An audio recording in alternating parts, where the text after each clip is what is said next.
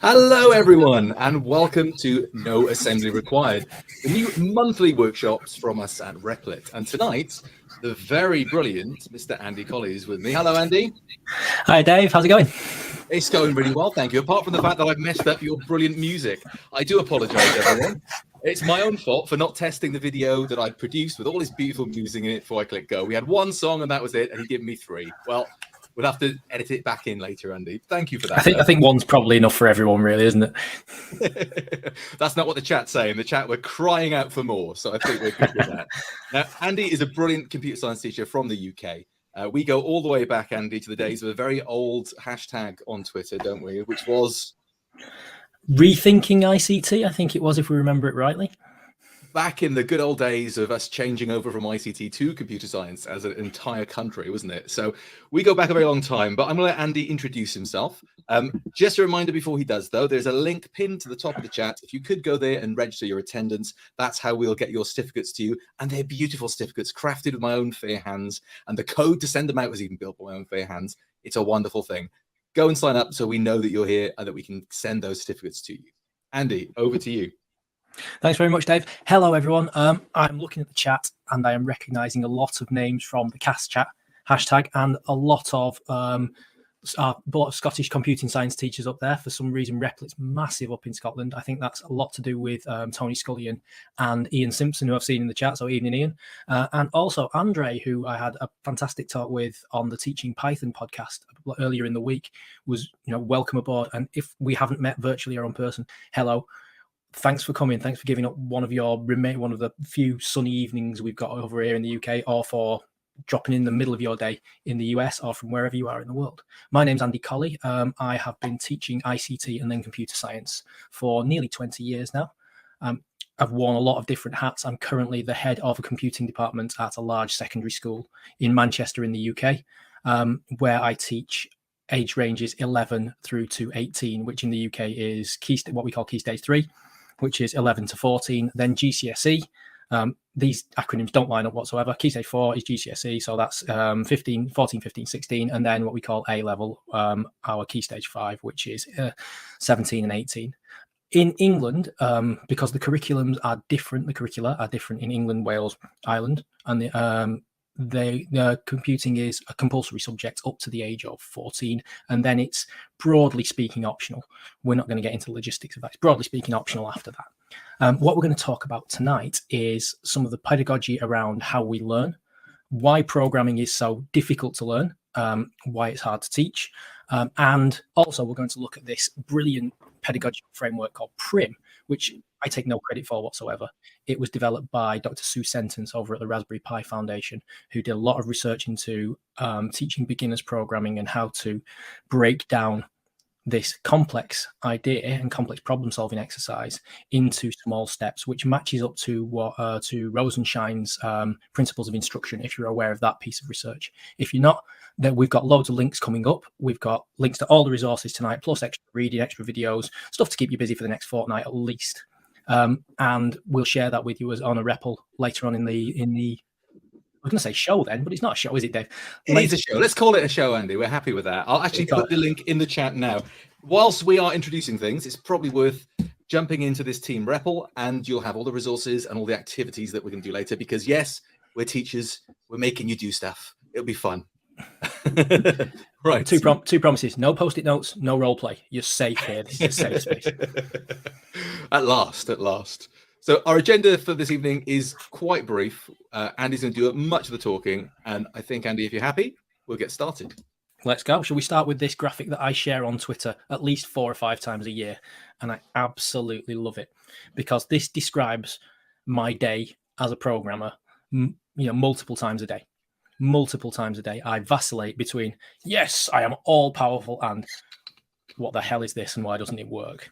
And this, whilst also being very funny and striking a real chord with me, also links really well into what we know about how the differences between how novices learn and how experts learn.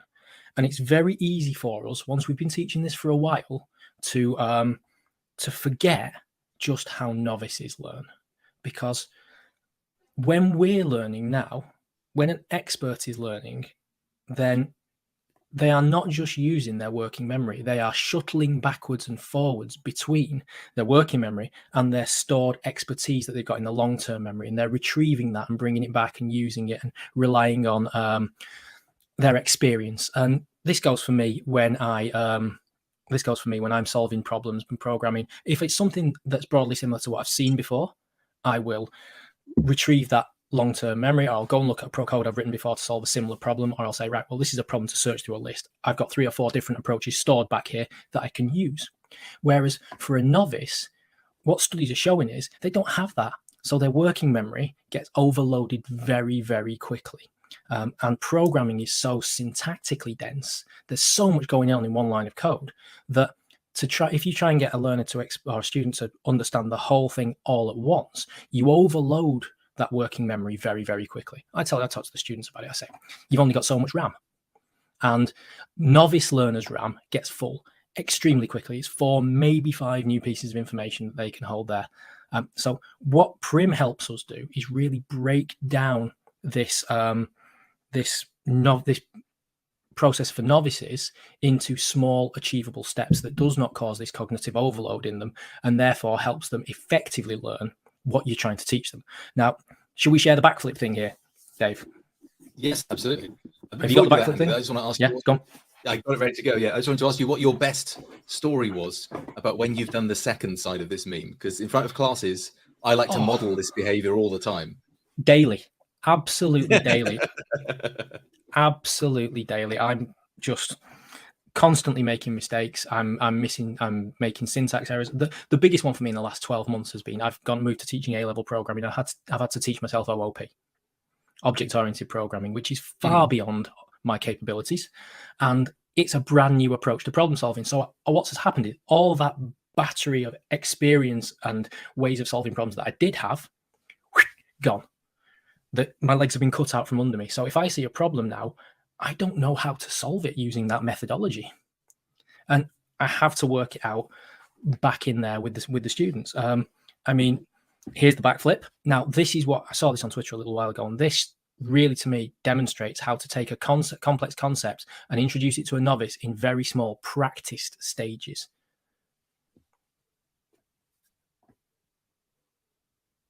I think what you're saying there was absolutely right, Andy. The one I remember of having to teach myself whilst I was teaching students was when I flipped from Java to Python as my teaching language, and losing all that experience, all that knowledge of how to solve small problems and the common errors for about a year was quite detrimental, I think, but all for the good in the end. Yeah, absolutely. Now, if you're looking at this video, you'll notice how this coach here has brilliantly isolated each particular move in the backflip, has taught it in a very safe, very scaffolded environment, and he's gradually removing the stabilizers, if you will, or the coach support as they go through. And now we're starting to put it all together. And again, we remove 1 mat, we remove 2 mats, and we take the stabilizers away. One of the things I say to the kids all the time is my job is to make myself progressively more redundant as I teach you. And novices, if you're in the UK and you're familiar with the Ofsted report into research report into computing that's just come out, it says that novices benefit much more from worked examples and they learn much more that way. Whereas as they move towards being experts, that isn't as effective. It doesn't help them learn, progress at the same pace. And PRIMM really is based like that. Here's the thing. Amjad, Replit's beloved founder, tweeted this last year. No one gets into coding for the loops and super statements. They do it for the superpowers it gives them. And yeah, absolutely. But I would argue that what Amjad does is he works with a lot of hobbyists who are really motivated, really into it. He's got a lot of employees who are paid to do it. Most of the people in here tonight probably work with students who, especially in the UK, might have 8 hours of programming a year. Their end goal is a very, very long way off. And teenagers, as we know, are notoriously great at seeing the end result, aren't they? You know, they go for short term. Absolutely. They go for short termism. So seeing that long term goal all the way across, and I have no idea why, because they're in a computer science lesson, but perhaps some of them don't actually want to be there and they're not all that motivated in the first place. I mean, I'm shocked, I tell you. But some of my students might not actually enjoy the lesson. So I wonder if you get the same as me, Andy, that I get a small minority of students that after about 2 years say, oh, I thought we'd be playing games. Yeah, despite the fact you had that exact discussion with them at options evening. Yeah, absolutely. Being a consumer of digital services does not make you a creator of digital services. So what we're looking at here is the why. Let's start to get into why learning programming is so really, really, really difficult. Go on, Dave. You flip the slides off. For those of you in the UK, not my computer. That's what it was. For those of you in the UK, next slide, please. There you go, Professor Whitty. Off we go. There we are. Thank you very much. We've got our own little basic running joke going on down in the chat here. I'm trying not to. Let's look at this now. We talked about programming being syntactically dense earlier, and that means that there is a heck of a lot going on in one line of code. Let's just look at this single line of code here and think about everything that a student has to understand in order to unpick that.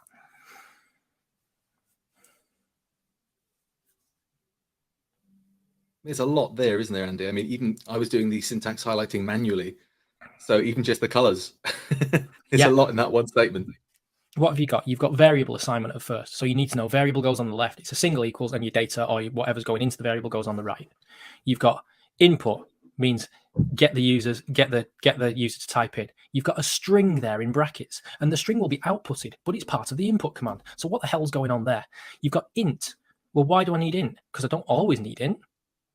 But in this case, I do, because it's going to be an integer input. So I've got to recognize the scenarios where I need to input this. And then the input has the string in brackets, and then the int has to go around the whole thing. And this is one line of code. And most tutorials I've seen start off with something like that. And there's 5 or 6 separate concepts going on here. So what we're going to do now is get your ideas. We're going to flip over to the Jamboard, I think, aren't we, Dave? I'll pop the link in the chat. Pop the link to the Jamboard in the chat. So hopefully, if you signed up to the REPL, this link will take you straight to the links to the Jamboard and all the other resources. And that is over here. So when you go to the Jamboard, on the left there, you can grab a text box, and can you start to add your suggestions here for what specialist vocabulary, what concepts students will have to understand or associated with this very simple selection exercise that you probably come across early on in secondary school. Let's see if people have got the link and they can start adding some ideas now. I think we've literally got the same sense of humor, Andy. I think I write in this exact same. Yeah. Yeah. Definitely. If I can teach and I can make dad jokes, then I'm a happy man. What more do you want? That's interesting, some of the things you've been saying, Andy. So certainly with the cognitive load, it's oh, sorry, virtual post-it notes. I apologize. You don't have to use post-it notes. That's somebody else's decision. It's nothing to do with me. We did promise no post-it notes as well. We did. I know. I promised it, and then I forgot. I'm sorry. One of the things I was going to say is, do you sometimes fall into the trap of spending too much time on print and input, and then rush over some of the bigger concepts like iteration? PRIMM is that methodology that allows us to slow down and focus a bit more. What PRIMM is very, very good at for me is it lets me really accurately assess whether students have learned what I'm trying to teach them with the example code I've given them, and then whether or not they are ready to start taking those stabilizers off, or whether they need more practice at the understanding and code comprehension. What I find a lot of the time, and my mistake in my early career and up to a few years ago, was I was spending very little time on code comprehension and understanding it and moving straight onto the let's press buttons and make things happen. Mm-hmm. And so the learning was very superficial. You scratch the surface and it's gone, and they can't adapt it to different situations because they don't have that frame of reference. When we look at some of the examples of PRIMM, especially at the early stages, the predict and the run and the investigate, those give students a lot of examples to work from and to refer back to. Brilliant. Too many people on the Jamboard. I was wondering if the Jamboard would stand up to this sort of work. It looks like the class before. It looks like we've broken Google. So what have we got here then? So what these are the concepts. We've got selection, seems to be a few of those. Yeah. Indenting inside your branches. Yeah. Now that's something that I miss from Java, is that indenting wasn't part of the syntax, and when you get onto Python, that indenting, I always find it very difficult to explain when students are just not getting it. There's a great one there that I hadn't thought of. What the colours mean? Why is it all different colour? Absolute genius. Yeah. You've got the if and the else, the multi-way selection there. So when do you use the else? When does the if run? Comparison versus assignment. Yeah, exactly. Double equals versus single equals. I Data feel like I need that on a types. shirt. Yeah. I mean, Just between us, what, like 72 people here on the stream at the moment. That's a lot of concepts that students need to get into their head. Yeah. And that's 9 lines of code. And an experienced programmer would think that selection was a really simple concept because they are an expert and they have lots of experience to refer to. They have lots of pre-stored models. So we've got sort of two colliding ideas here. We've got the teaching the individual comprehension of the individual parts, the individual bricks, and then teaching how do you put those together to solve a problem? What situation do you use there? What situation do you use selection in? What situation do you use variable assignment in? And that's the bit I'm working on now. I'm getting there with the PRIMM in the how to teach individual bits, but still the problem solving, the algorithmic thinking, that bit is difficult. If we can flip back to the slides for a minute, please, Dave. We're kind of that brings us on to our next point, doesn't it? So we've got there are 3 levels of abstraction when you're coding. First, you've got to understand the problem you want to solve. Then go for it. How do you decompose that into an algorithm? How do you take that big problem and break it down into small steps, computational thinking wise? I mean, my students do not know initially how to write an algorithm to find the highest number in a list, because they don't realize that what they're doing is examining them one by one and storing the highest number and replacing that if they find a higher one later on in the list. They just don't know how to unpick that. So, and then how do you translate that into your particular syntax? How do you turn it into Python or Java or whatever you code?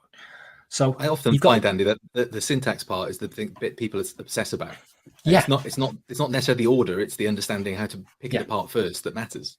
And yeah, absolutely, you have to understand the syntax. We go back to talking about music again, because people always talk about people always say make the link between computer science and programming and music and being that creative thing, and that's fantastic. But if I'm teaching you the clarinet, I'm not going to get you to take a solo before I've given it to you and shown you which end to blow into. So we have to break that down step by step. So where are we up to, Dave? Because here we go. This is the decomposition bit. We're talking about that, finding the highest number in a list. So the students in my class initially will go, yeah, look at the list. Oh, it's 1337. There we go. I can just do it. And teaching them to step back until they've seen it a few times. Store the first item. Now inspect the next item. Now if it's higher, replace it. Now repeat that for every item in the list.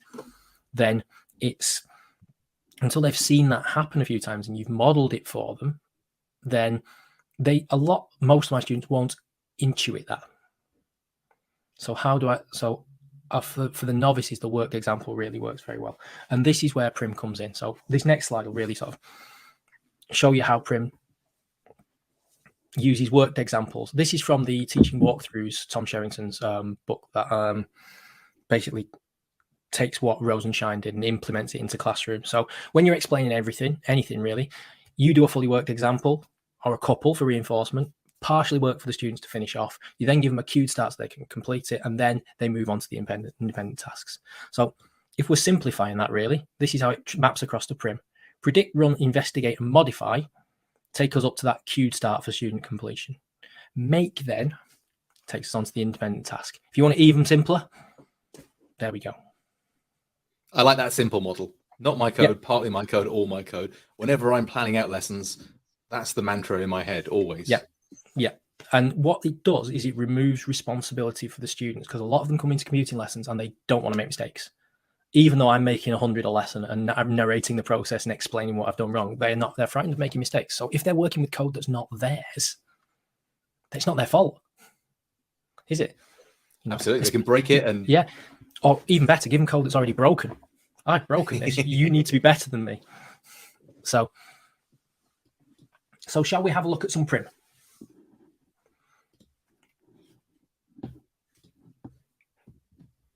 This is what Sue Senton says about it.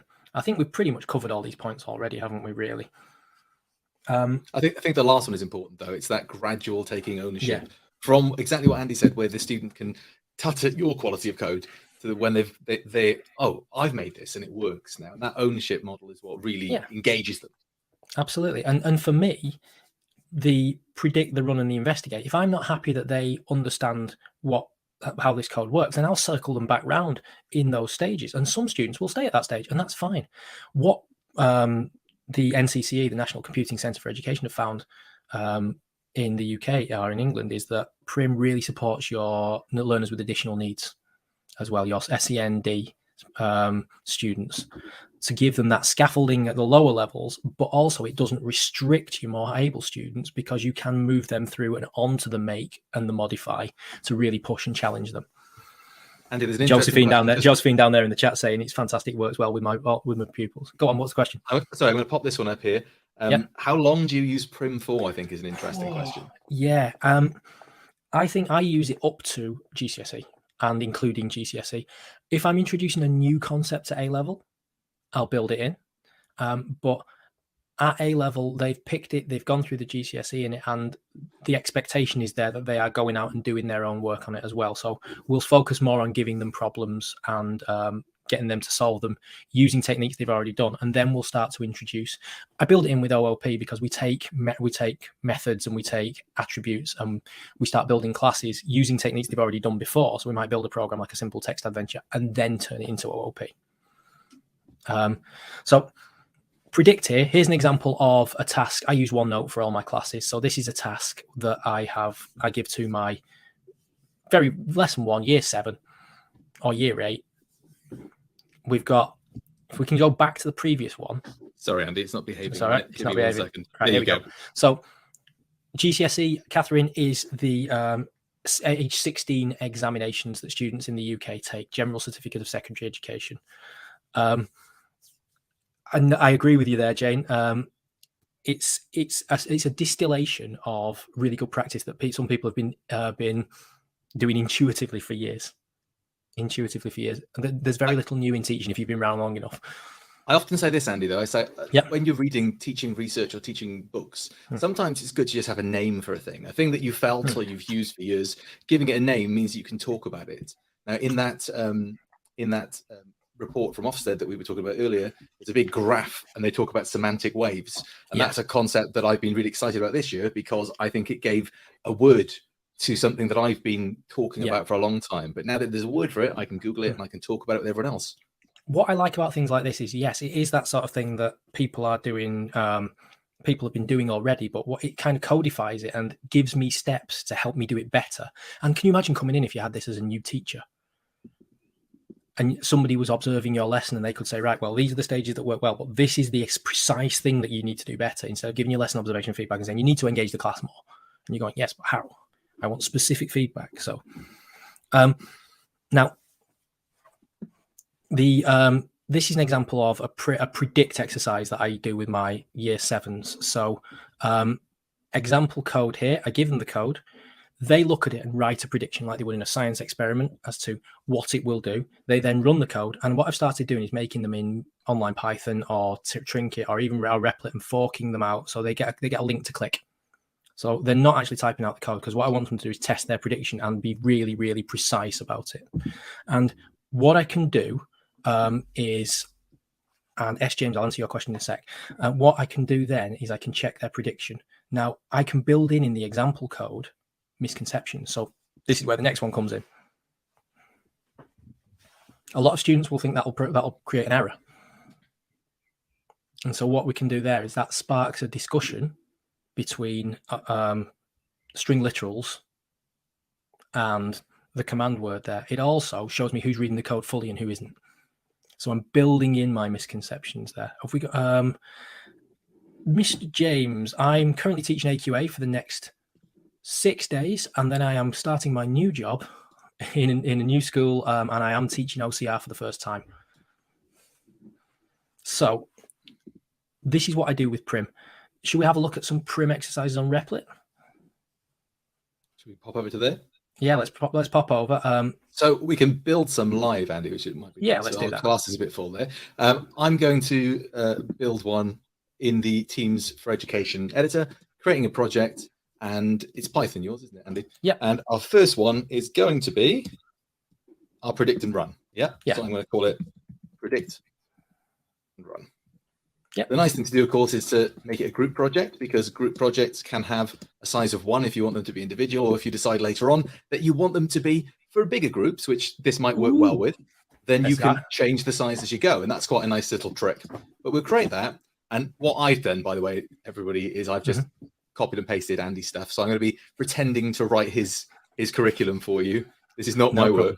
That's a really interesting comment. My kids hate the predicting part. They want to jump straight to the coding. Yeah, I understand that. And I thought that was the way to go for years and years and years, but it really does.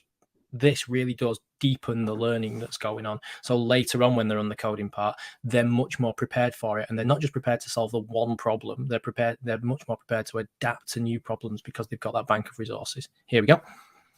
So I put the code in there. Can you talk us through what you're hoping the students will do with this? Well, in the REPLs, what I'm hoping the students, what I'm after the students doing is, in my class they use the OneNote system, so they write their predictions there and then run the code. But in the REPLs, if you're just using it straight into Replit, then get the students to add a comment to predict what the code will do. What will the output be, or what will be stored in this variable, or effectively what's going to happen when I press run. So these curricula start you off with 2 or 3 exercises in each predict and run, investigate, modify, make, that you can give to your students, and then adapt, add more, take them away, make them better, definitely improve them. I'm finding that I just add more and more and more and more granular things in there. I was looking at the if and the else there that I've done in that example, and I probably want more examples with just an if to check that they understand, check the condition, do the branching with just an if before I introduce the else, because otherwise you've got another layer of cognitive load going on. But yeah, these are sort of... Sorry, Andy, what I do with your exercises here, because the nice thing about all of this is that this is all available free on the Curriculum Hub. So if you want to steal Andy's work and make it your own, you're more than welcome to.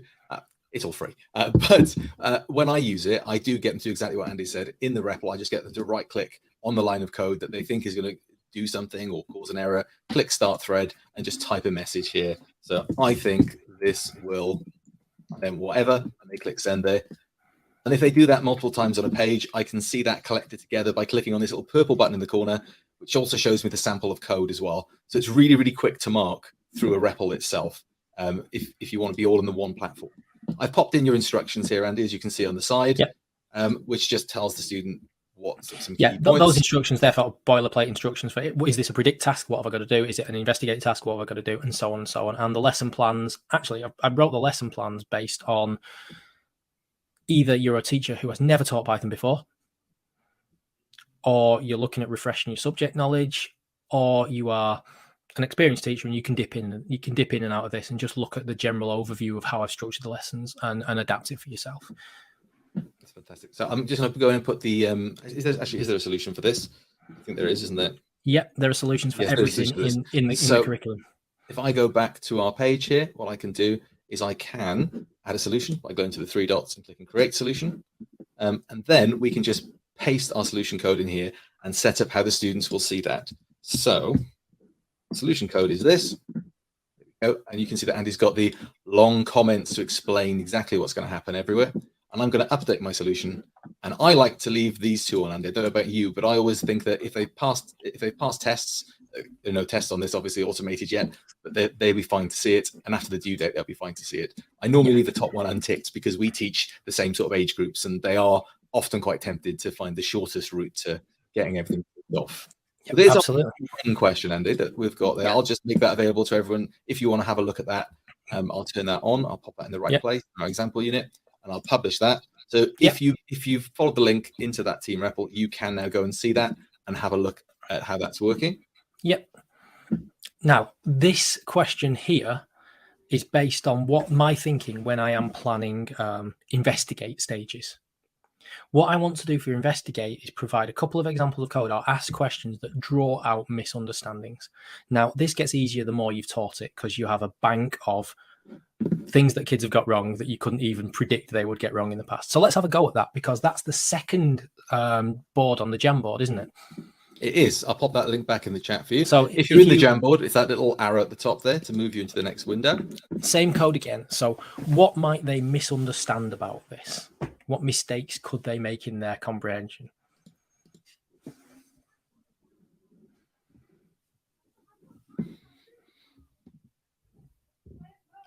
very kind comment down there, Craig. Thank you for that.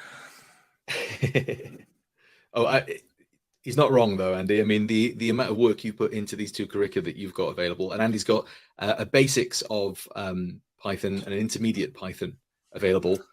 I honestly just steal them outright and use them and pretend they're my own. They're really, really good stuff. This code that we're looking at here, Andy, the misconceptions, I suppose the more you teach it, this is when I have trainee teachers, this is what they struggle with. Every question a student poses them is new. Now, to me as an experienced teacher, 95% of the questions I get asked, I've been asked 100 times before. And this is because you are an expert teacher rather than a novice teacher. So what I've done in the lesson plans is I've put in a section called possible misconceptions and try to put some things in there that do predict this. So if you are a new teacher, you can use those and help them and try and get ahead of the game. Because again, these studies show that novices and experts, they solve problems really, really differently. And it's not cross-disciplinary, it's not cross-discipline. They took some surgeons, I think they might have been brain surgeons, they put them in thoracic surgery and they became novices again. And their working memory got overloaded. They focused on superficial things that experts didn't. Experts are very good at seeing what's essential in the problem. And for experienced programmers, I see that all the time. I've been a novice. I am self-taught. I don't have a computer science degree. I had to convert and teach myself, which I suppose a lot of us did around about 6, 7, 8 years ago. And so I have felt the fear. You know, I really have felt the fear. I feel it daily still when I'm doing A-level. My A-level students are considerably better coders than I am. Hello, if you're all streaming this on YouTube and watching, you are. Yeah, they're fantastic. But that's a great one. The case in computing on line 4 is a killer. It really is, isn't it? Yeah. That's one of those things that I often jump the gun and teach them things like string manipulation, changing the case with it like a .lower command early. Yeah. Is they get so stuck in that that headspace of multiple ORs to catch every case combination. Yeah, exactly. They'll write a series of Boolean conditions, won't they? Yeah, absolutely. And to be honest, letting them do that and using that as a learning point and saying, right, now, how can we tidy this up is great. However, does that then distract from them understanding the selection? Because again, they've only got so much working memory. So I have to really rein it in with myself and think every time I make an interaction with a student, does this help them understand the thing I am wanting them to understand? Does this clever anecdote and story help them understand? Or am I just, they're focused on their learning and I'm going, hang on a minute, I'm the teacher, I need to be saying something. So I start distracting the kids with a story. One of the best pieces of advice I got about teaching was, if they are learning, get the hell out of the way. That's a really useful quote, isn't it? Yeah. There's a bunch of good misconceptions here, and I think most of these are in your teaching lesson plans. Yeah, single quotes inside double quotes. Yeah, and the 3 different types of quotes as well. Yeah. That third type of quote was always a mystery to me until I started doing Markdown, and then it's the essential thing to have a code block. Yeah. But again, that's because you're bringing that cross-discipline knowledge in, aren't you? Because you're aware of more than one programming language. I saw somebody talking on Twitter earlier, and I think it was Mark Goodsdale, if I'm pronouncing his surname correctly. He was fantastic computer science educator over in the US, really deep thinker about the subject. And he's talking about why only teach one language. Why don't you teach lots and give them the options to solve the problems? And I'm thinking, yes, once they are well on their way to expertise, at first, I want them to be able to solve the problem in this one, because I'm going to overload their working memory if I try and teach them more than one solution. Memory is the residue of thought. Thank you very much. There we go. Absolutely. So these are the sorts of things we thought of, weren't they? Yeah, and I think that one of the interesting ones for me, again, it's just the indentation. It is that the IDE and Replit, does a good job of, if the first line is correct and they put that colon in and they press enter, it assumes you want to indent. But the amount of students that forget that colon and don't or delete the indent or use spaces, which that's my own personal problem. They've used 3 spaces. And spotting that is absolutely.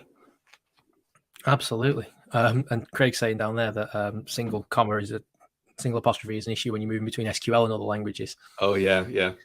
Absolutely. I was doing some SQL with year 13 the other day, and we had all 3 of the inverted commas in a line at one point. Yeah.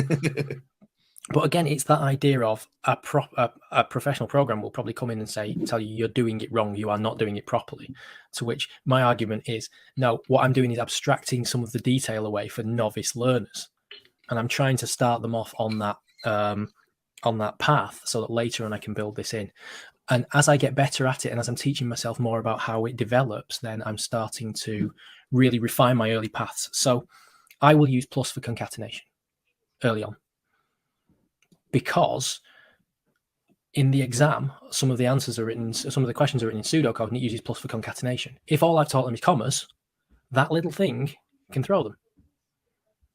I won't use input with a string inside the brackets, because I want to separate out output and input as two separate concepts until I'm confident they have it, and then we can bring it together and show you how to make it more efficient.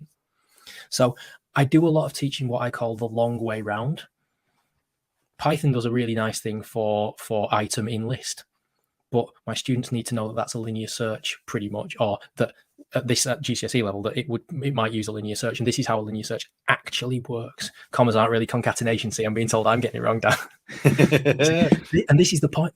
I don't have the background to know where one thing's going and where to really have those real life applications. And there are people out there, and most of them are in here tonight with amazing program knowledge. I know Andrew's in here, and I'm trying to think of his Twitter handle, because every day he's posting something fantastic, and I learn something off every day about programming. And I wish I had that background, and I'm really trying to teach myself every day. But that's just, this is me doing with you lot what I do in class with the students every day, which is saying I don't know everything yet. I'm still learning. Where are we up to? We're on investigate now. Should we move on to that? Yes, please. So this is where we catch the misconceptions, and this is my Bible for planning investigate questions. This was in an issue of Hello World magazine, our UK or England subject association magazine. And this is the block model for planning your questions. At the investigate stage, you give the students some sample code and you ask them questions about it to check whether they've understood it. And so you can ask them questions across a variety of different parts of the code about different features or tasks of the code. So at the very first bit, atoms, language elements, text surface, identify the output commands, or what line is there, what line does selection start on. If we have a look at the next slide, we've got any examples of that thing. Yeah, here we go. Relationships, scope of a variable. Draw on the program to identify blocks of code, types, constructs. Draw the flow of control of the program. So what on your mini whiteboard, write down which lines execute in which order, which is great when you're teaching subroutines. I love this. What would happen if these two lines were the other way around? What would the impact of changing this line for this line be? What would if I inputted this into the program, what would happen? What does this line do? All of these things. So I'll give them some example code, and I start to ask these sorts of questions. And this block model is what I use when I'm planning those questions. Andy, if I can interrupt for a second, because the drawing the flow, the control of the program, I do exactly the same thing you do here, but I use some of the built-in features of Replit to do this. If I can just show that really quickly. Now, I only found out about this reasonably recently, but if I go back out into the class, one of the things you can do in Replit is within any REPL, you can make a .draw file, and that is a shared whiteboard between you and whoever you're multiplayer with. So if I go into the predict and run file here, and I'm on completely the wrong account, sorry, the predict and run file here, there we go. And I go into add a file. I just call it anything.draw. It gives us the ability to sketch things out, type a bit of text, and even use simple symbols. And it's a really, really nice way of doing a shared whiteboarding experience, simpler than something like the Jamboards we've been using. But very easy to put. I've not seen this yet. So can you take your code from your main there, pop it in your drawer? Can you pop it in your drawer? Well, what you can do at the moment is paste it in as text. Right. Yeah. So okay. But we at the moment that font is what we've got, but it's mainly for prototyping. I do get students to do this with the code as well, so we can annotate it, we can do things like that. But to be honest, the thread features are better for that. This is great for show that flow, show the flow chart, get your head straight in it first and think it through. And this is a little known feature, I think, of Replit, because a lot of people don't know this exists. But that's a little tip for you. Just anything .draw as a file in Replit, and it will become a shared whiteboard that you can use with your students. If you put that in your project file, you'll have a shared whiteboard with all of them. Sorry, Andy, go back to your slides. No, I'm mentally going through which classes I trust to use that with. which ones will do exactly what I would do the first time I got a whiteboard like that. Yeah, we all know the class, don't worry. Yeah, absolutely. But if I know this is a bit of a whistle-stop tour of PRIMM, what I have done is I have written a very extraordinarily detailed blog posts about each stage, and I've posted them up on my blog. So we'll share the links to that are in the resources Replit we'll share out earlier. And in every stage, there are really detailed examples of basically what I would do and how I would plan this at this stage if I had infinite time and infinite resources. So wouldn't that be nice? Yeah, again, this is our example of our selection again in terms of what questions we could ask.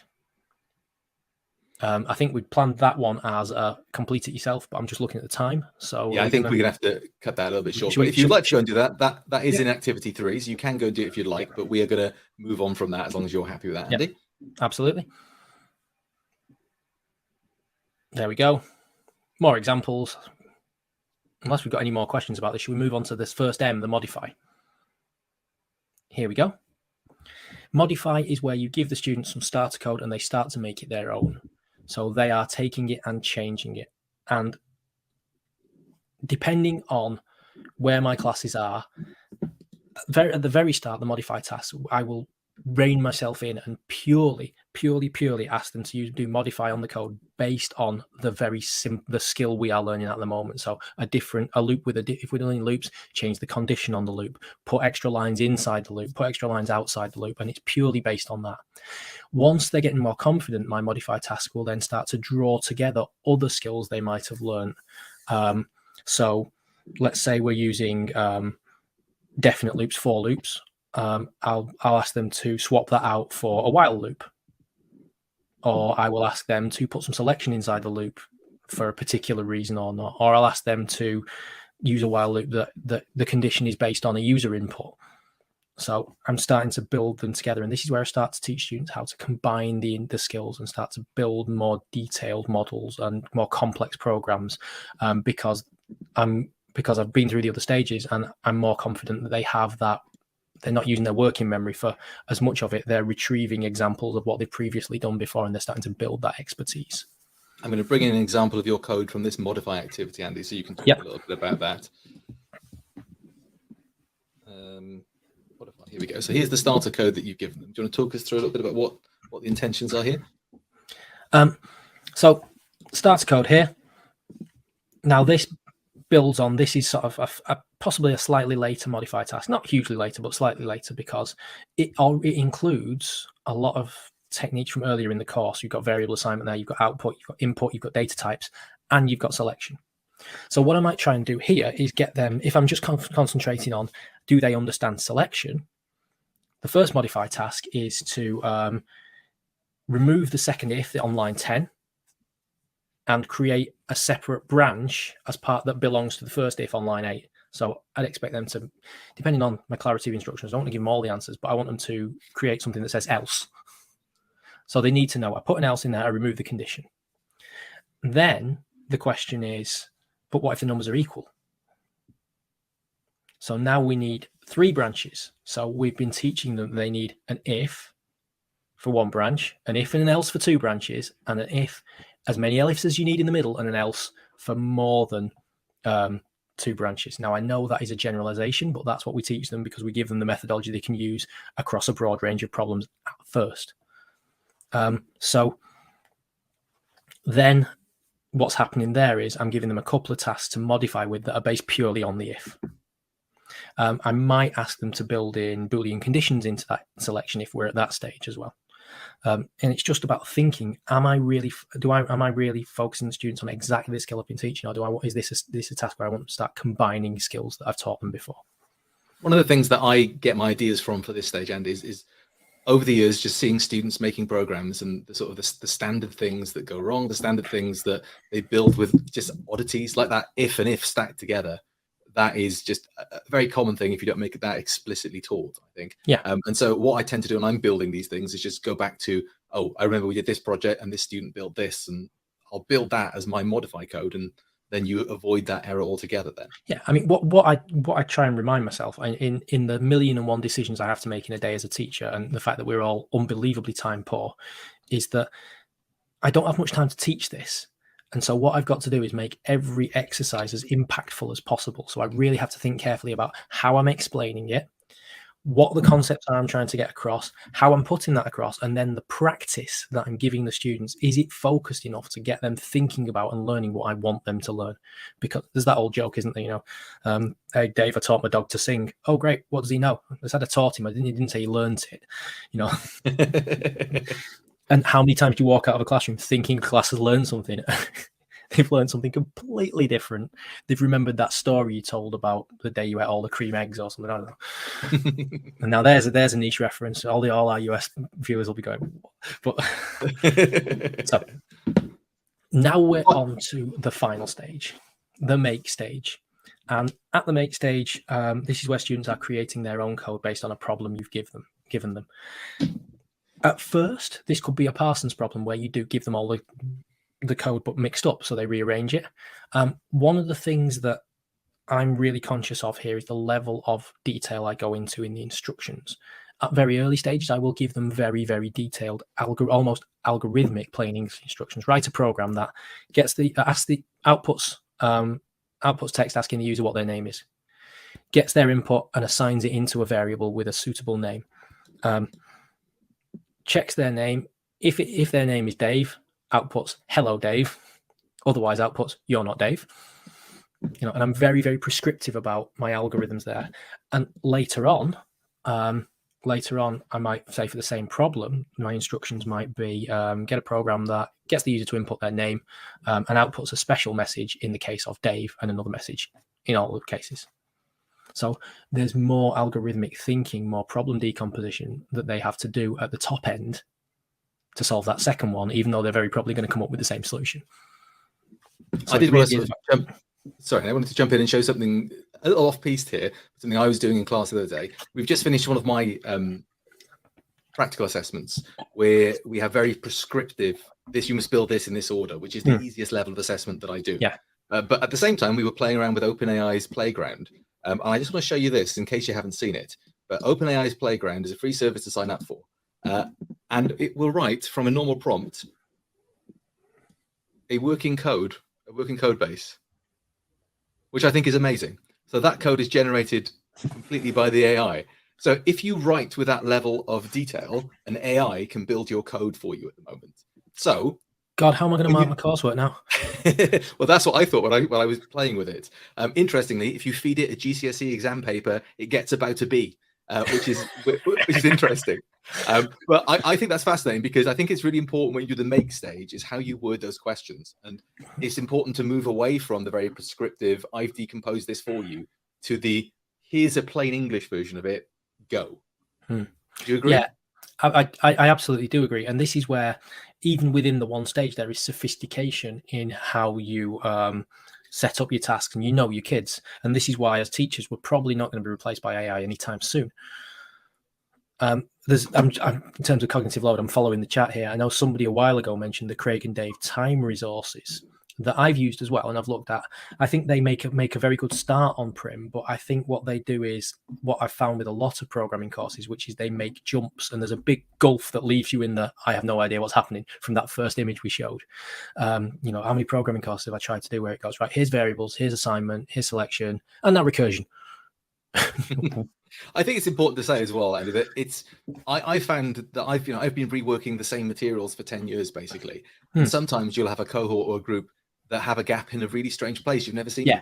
So it is very much you almost have to customize it each year for what you see in front of you. You do have to be aware of the outputs from the students. You have to have that feedback loop to know what you need to push harder or explain better. And that's what the PRIMM does for me. It gives me that timely intervention in the classroom at the P, the R, and the I stage that lets me know whether I need to reteach something and circle back on it, or whether I can allow my class or some of my class to progress through. It means that I can be reactive in the classroom, basically, rather than just waiting until I've marking the work later on and banging my head off the desk. Dylan Williams says that if you're a teacher, you're asking a question, and I'll lump this in with setting an assignment as well. You're doing it for one of two reasons.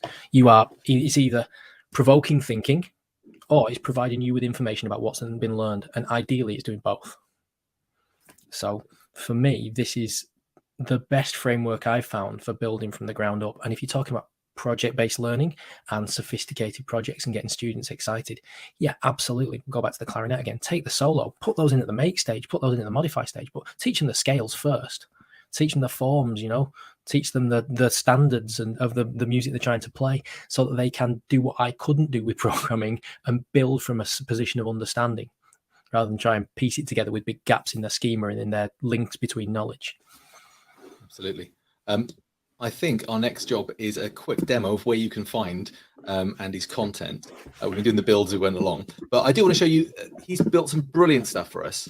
And if you've got your Teams for Education set up, which of course is now free for everyone, so please do make sure you've got Teams set up. If you've been using Replit as a bit of a, I've got an account and students have an account, it works much better in a team because you can assign things and auto grade, and there's a bunch of features that you get for free here. But should you want to take the important thing, which is Andy's curriculum, on the hamburger button we have a curriculum link, and then Andy, I believe yours are towards the bottom at the moment. I'm not sure how the sorting's working, but it's working. We've got Intro to Python and Intermediate Python. Intro to Python is the one I've been taking from today, and of course you can have a scroll through and you can click View Lesson to see the lesson plan, what the learners see, examples of the code, and there's absolutely masses of stuff there. What I like about Andy's work is that it's just, there's lots of that PRIMM modeled stuff, one after the other, and I can take this content and I can publish bits I think are relevant, have a deeper dive that's not just my resources as well, and so you can mix and match that way. And if you want to take it in, it's one button. It's import into Teams for Education, and then you pick your team. I'll let you do that yourself. One of the things it's worth pointing out, because Andy and I had a conversation about this earlier, it does copy the structure of the course. I think an old version of this importer didn't, but the current version brings in the unit titles, the different sections, and the ordering correctly. So you can bring it all in. Yeah, what I've tried to do with it is basically these courses should cover everything you need for the OCR GCSE speculum. That's a different medical thing, isn't it? We're not going there. Specification in the UK. And if we go to the intermediate, if you've got, they've put the solutions elsewhere. The solutions used to be right underneath it, didn't they? But intro covers output, input, basic variables, calculations, some subroutines. I think lists are in there as well. Basic iteration, whereas the intermediate covers more iteration, exception handling, file handling, read and write to text files, lots of string handling as well, string manipulation, and so on. And what I've tried to do at every stage is you've got an activity for predict and run, you've got one for investigate, you've got one for modify, and you've got one for make. And you've got that idea of your teacher notes as well, if you need them. If you're teaching this for the first time or you just want to refresh your subject knowledge, it's all in there. So yeah, it was actually, it gave me an excuse to sit down and think, right, I'm going to spend some serious time on this and make it as good as I can. But we've got what, 76, 80 people in this session. Take it and make it better, and then send it back to me so I can nick it. That'd be brilliant. One of the nice things, of course, about Replit is the fact that everything's a fork. So we can take this stuff, change it around, and publish it to our students. It's one of the things I do. If you don't teach in the UK and you think these are good resources, you can take it and you can localize it for yourself, change it for your exact needs.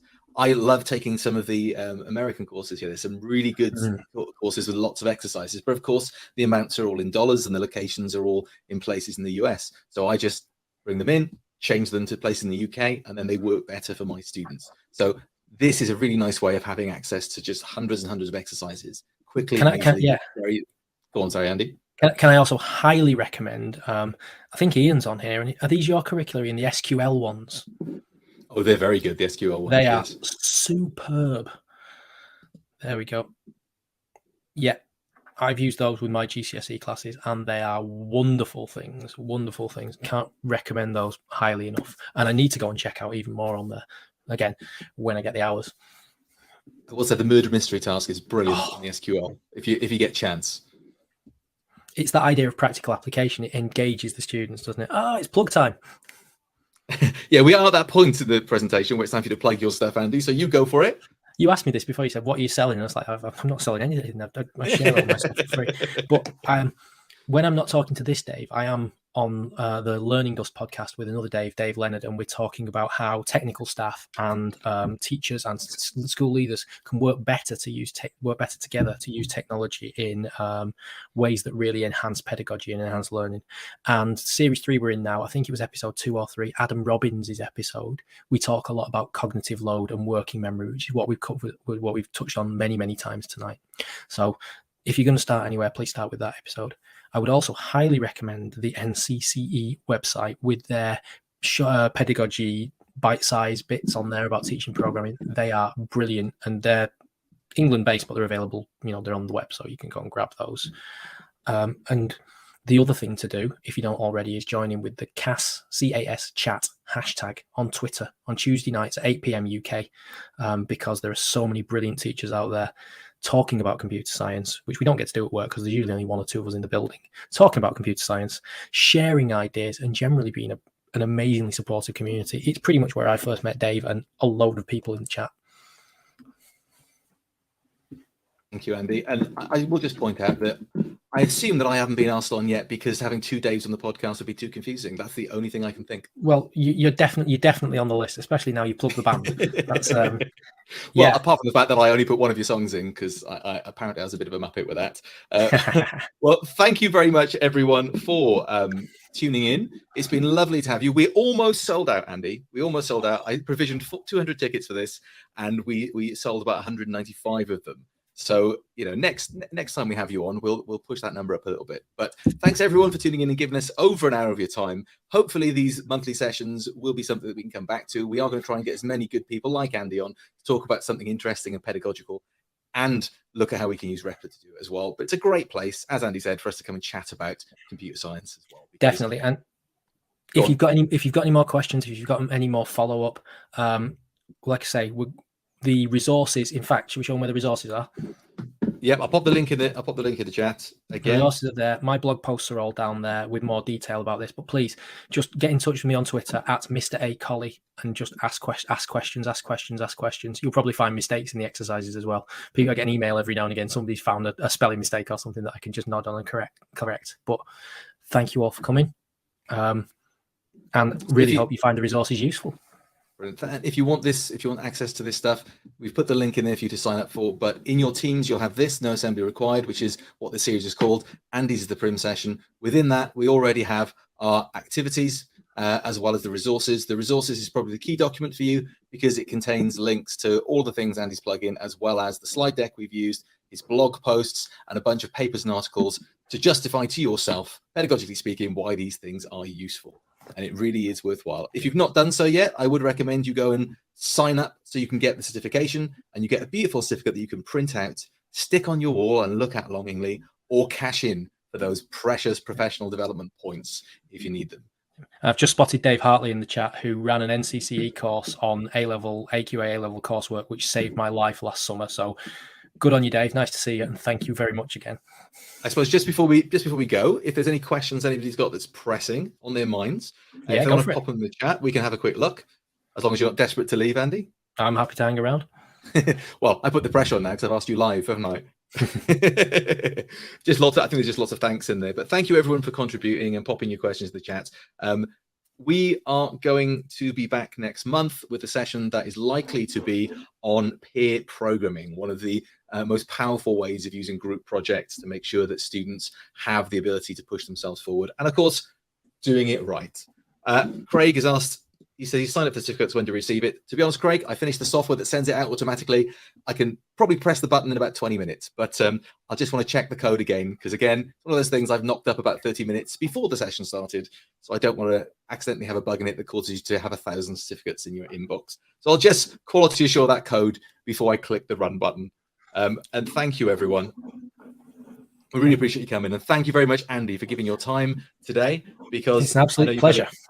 A busy day, and especially at this time of year when we're all dealing with coursework samples and exams in the UK, it's lovely to have. The link to the PRIMM resources is on. Let me get that right link for you. I'll put it in the chat again. So if you haven't got access to the resources yet, it is this link that I'm just putting in the chat now, and that will give you access to it. Thank you very much, everyone. The live stream will remain on for about another minute with a bit of cheesy background music that is not provided by Andy. The cheesy I've got the guitar over there. Well, if you want to give us a solo, you're more than welcome to do that. Okay. No, nobody wants to slap bass solo. But thank you very much, everyone, and we shall see you again. And thank you, Andy.